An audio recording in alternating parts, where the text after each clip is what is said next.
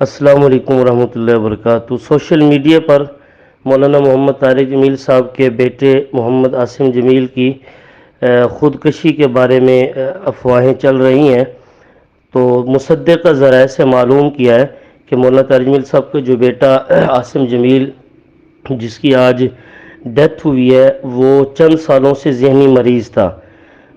مصدقہ ذرائع سے پتہ چلا ہے کہ پروفیسر ٹائپ اچھے ڈاکٹروں نے مولانا طارق جمیل صاحب کو یہ کہا ہوا تھا کہ اس کے باہر حصار رکھا جائے، ممکن ہے یہ اپنی جان بھی نہ لے لے، تو مائنڈلی وہ اپسیٹ تھا، اور اس کو جو ہے وہ شعائیں بھی کچھ عرصے سے مسلسل ذہن پہ لگائی جا رہی تھی۔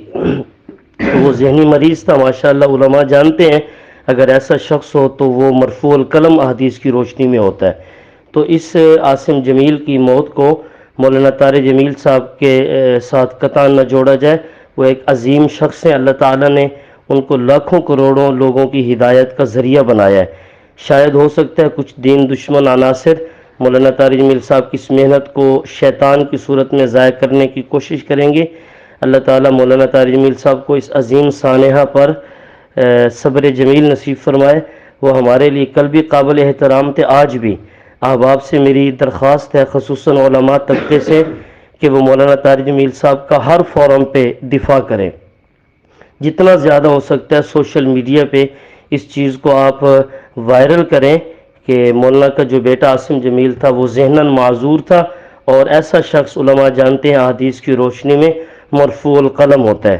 ہماری دعائیں ہیں اللہ جل شانہ مولانا طارق جمیل صاحب کا سایہ ہمارے سروں پر تا دیر قائم دائم رکھیں۔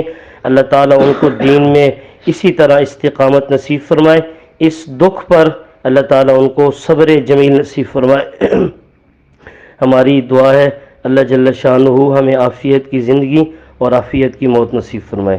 والسلام علیکم ورحمۃ اللہ وبرکاتہ۔